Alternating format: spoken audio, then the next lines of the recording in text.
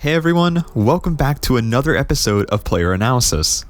This is the series where I take a look at a player's strengths, weaknesses, and display a few of their best scores to really show how well they excel at the respective game. In today's episode, we're going to be taking a look at a player who has sent shockwaves throughout the 5-fret community, and actually take a deeper dive at some of the more underlooked aspects of this player that deviate quite a bit from what he is currently known for. Let's talk about Acezero 12078.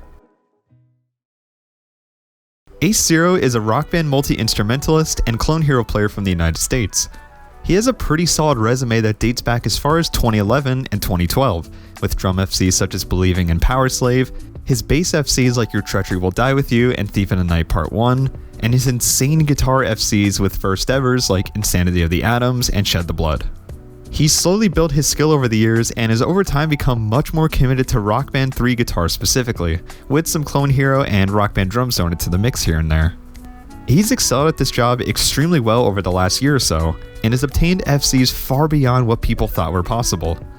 We're going to get to that in a bit, but first, we're going to have to take a look at his strengths and weaknesses.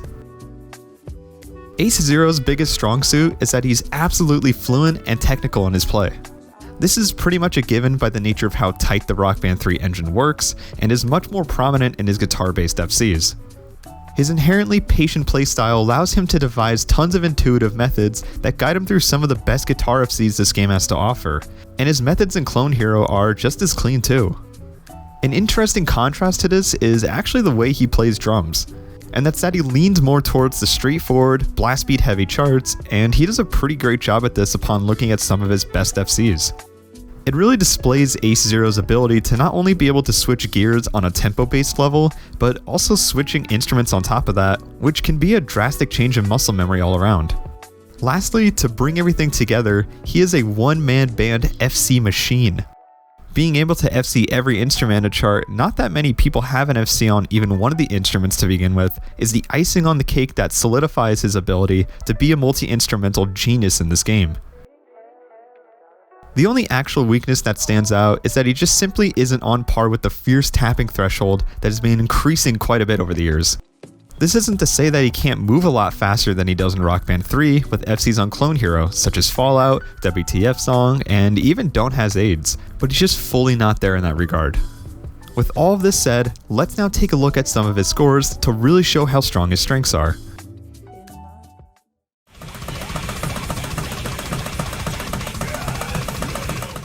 While this might not necessarily be his best drums FC, I found this one to be a great example of how efficient he is at just being on cruise control with charts like this, and how different this is from what he normally plays on guitar. You're pretty much getting what you expect from an All Shall Perish chart: brisk, fast-paced blast beats with some rolls and typical fills thrown into the mix, and Acezero handles this chart like another day in the office.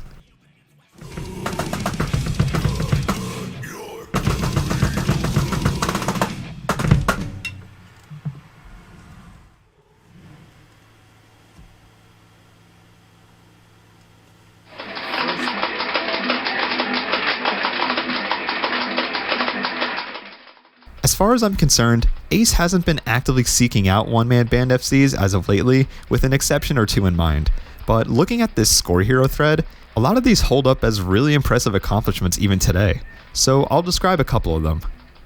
Constant Motion one-man band FC is a pretty insane feat, mainly for its guitar chart. The fast sweeps and super precise strumming into the descendant triplets is just a daunting statement on its own on an engine like Rock Band 3.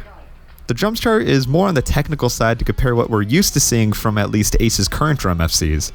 Lots of varying rolls as you're all over the kit during the guitar solo, and some fairly tricky double bass portions to spice things up.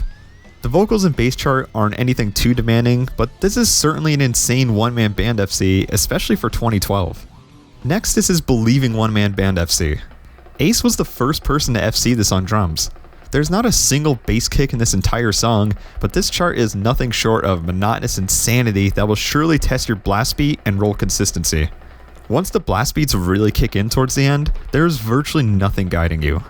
The instrumentals are so overbearing, so you're pretty much depending on your visual reading to make sure you're staying on track for this chart. The guitar and bass charts are just as mind-numbing as the drums chart too. tricky chords, awkward strumming at times. There's a reason why this wasn't full band FC'd until 2019.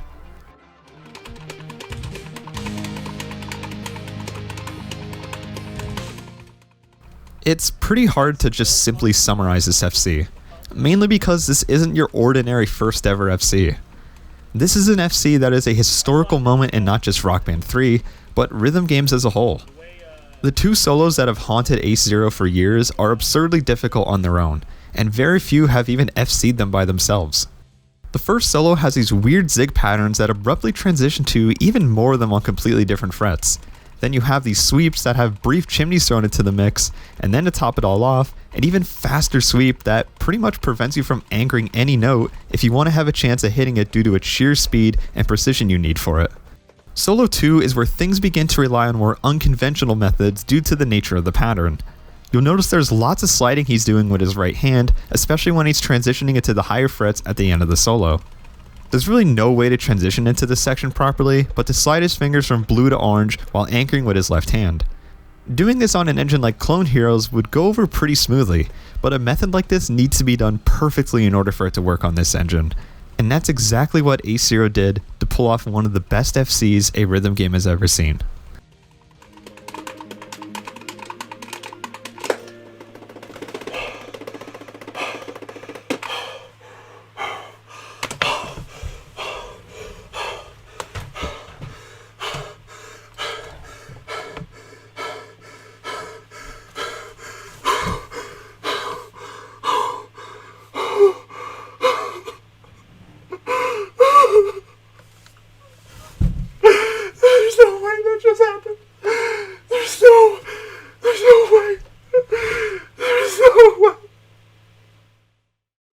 Here's a list of honorable mentions that I thought were also pretty impressive and that should certainly be acknowledged as well.